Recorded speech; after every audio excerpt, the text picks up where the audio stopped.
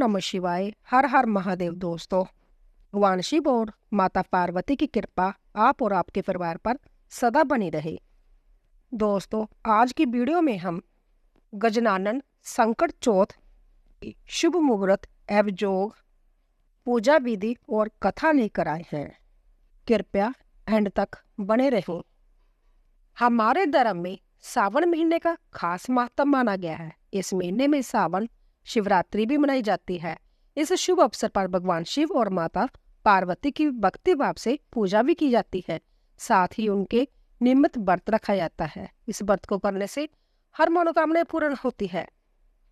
और इस महीने में कई प्रमुख व्रत त्योहार मनाए जाते हैं। इनमें से एक गजनानन संकट चतुर्थी कृष्ण पक्ष में मनाई जाती है। इस शुभ अवसर पर भगवान गणेश की भक्ति भाव से पूजा की जाती है। साथ ही आमदनी और सौभाग्य में वृद्धि पाने के लिए व्रत रखा जाता है। जानते हैं शुभ मुहूर्त। सावन माह में कृष्ण पक्ष में पड़ने वाली संकट चतुर्थी तिथि को गजनानन संकट चतुर्थी कहा जाता है।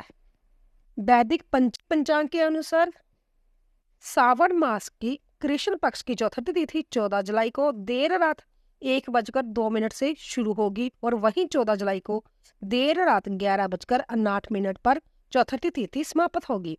सनातन धर्म में सूर्योदय से दिन की गणना की जाती है। इसके लिए 14 जुलाई को गजनानन संकट चतुर्थी मनाई जाएगी।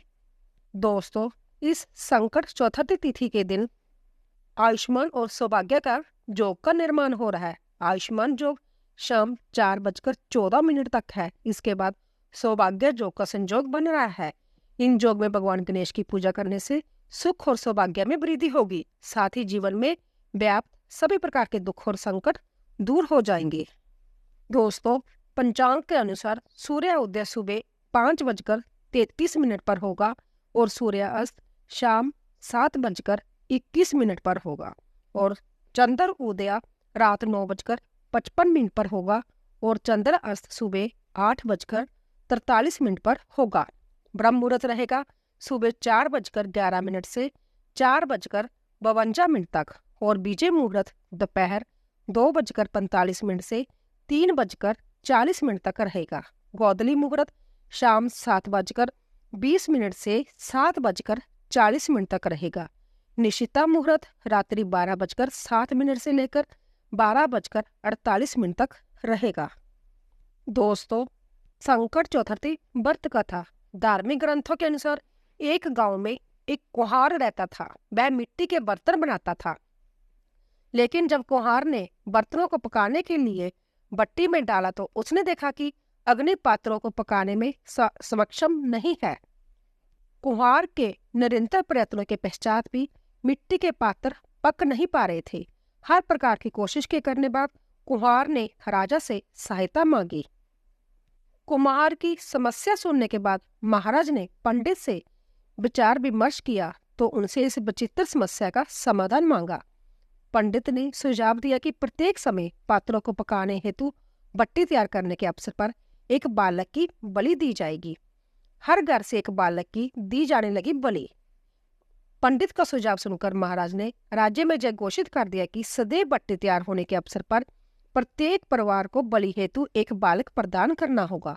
महाराज के आदेश का पालन करने हेतु समस्त परिवारों ने एक एक करके अपनी एक संतान को देना आरंभ कर दिया।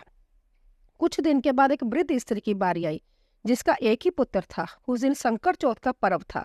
उस वृद्ध स्त्री का एक ही पुत्र था जो उसके अंतिम क्षणों का एकमात्र सहारा था। लेकिन वृद्ध महिला महाराज के आदेश की अवहेलना करने से डरती थी, क्योंकि संकट के शुभ अवसर पर उसकी एकमात्र संतान का वध कर दिया जाएगा। वह वृद्ध स्त्री संकट माता की अनन्य भगत थी। उसने अपने पुत्र को प्रतीकात्मक सुरक्षा कवच के रूप में संकट की सुपारी तथा धूप का बीड़ा दिया। वृद्ध स्त्री ने अपने पुत्र से भट्टी में प्रवेश करते समय संकट देवी की प्रार्थना करने को कहा तथा यह विश्वास दिलाया कि संकट माता की कृपा से यह वस्तुएं भट्टी की अग्नि से उसकी रक्षा करेगी। बालों को भट्टी में बिठाया गया। उसी समय वृद्ध स्त्री ने अपने एकमात्र पुत्र की रक्षा हेतु देवी संकट की आराधना आरंभ कर दी। भट्टी में अग्नि दहन करने के पश्चात उसे आगामी दिनों में तैयार होने हेतु छोड़ दिया गया। जिस भट्टी को पकने में अनेक दिनों का समय लगता था, संकट देवी की कृपा से वह एक रात्रि में ही तैयार हो गई। अगले दिन जब कुम्हार भट्टी का निरीक्षण करने आया तो वह आश्चर्यचकित रह गया। उसने पाया कि उस वृद्ध स्त्री का पुत्र तो जीवित है, सुरक्षित है। साथ ही वह समस्त बालक भी पुनर्जीवित हो चुके थे, जिनकी बलि भट्टी तैयार करने से पूर्व दी गई थी। इस घटनाक्रम के पश्चात समस्त नगरवासियों ने संकट माता की शक्तियों एवं उनके करुणामय स्वभाव की महिमा को स्वीकार कर लिया। संकट माता के प्रति अटूट निष्ठा व अखंड विश्वास हेतु नगरवासियों ने उस बालक व उसकी मां की अत्यधिक प्रशंसा की। संकट पर्व संकट देवी के प्रति आभार प्रकट करने हेतु मनाया जाता है। इस अवसर पर माताएं संकट माता की पूजा अर्चना करती हैं एवं अपने संतानों की समस्त प्रकार की अप्रिय घटनाओं से रक्षा हेतु माता से प्रार्थना करती है। बोलिए संकट माता की जय। दोस्तों, आइए गणेश जी की छोटी सी कहानी सुनते हैं, जिसमें एक बार एक नगर में एक मालिन रहती थी। उसके पति चल बसे थे। उसका एक 4 साल का पुत्र था। उसकी सास कठोर हृदय वाली स्त्री थी। वह बहू को बहुत तकलीफ देती थी। एक दिन सास ने बहू और पोते को घर से निकाल दिया। वह दोनों रोते हुए चलते चलते एक जंगल में जा पहुंचे। वहां एक पेड़ के नीचे बैठ थे। वहां से थोड़ी दूर पर एक गणेश जी का मंदिर था। वहां बहुत लोग गणेश जी के दर्शन करने आते थे। दर्शन करके गणेश जी को प्रसाद चढ़ाते थे। फिर वह प्रसाद सबको बांट देते थे। इस प्रसाद से माँ बेटे का गुजारा होने लगा। दोनों गणेश जी की पूजा पाठ में लग गए। एक दिन उन्होंने सोचा, क्यों ना हम भी जंगल से फूल लाकर बेचे। वह रोज जंगल से फूल लाकर उसकी माला बनाकर बेचने लगे। साथ में पूजा की सामग्री और प्रसाद भी बेचने लगे। इससे उनको आमदनी होने लगी। गणेश जी की कृपा से आमदनी बढ़ने लगी। जल्दी ही उन्होंने एक मकान और एक दुकान बना ली। एक राजा की लड़की मंदिर में रोज पूजा करने आती थी। मालन के बेटे को देखकर राजकुमारी उस पर मोहित हो गई और उससे विवाह करने की सोचने लगी। उसने अपनी भाभी से अपने मन की बात कही। भाभी अनुभवी थी। उसने कहा, जय तो मालन का बेटा है और तुम एक राजा की बेटी हो। यदि तुमने उसे विवाह किया तो तुम्हारी बहुत बेइज्जती होगी। पर राजकुमारी अपनी बात पर अड़ी रही। उसने कहा, मैंने तो प्रतिज्ञा कर ली है कि उसी से विवाह करूंगी। भाभी ने घर जाकर सारी बात राजा को बता दी। राजा ने मना नहीं किया और विवाह के लिए तैयार हो गया।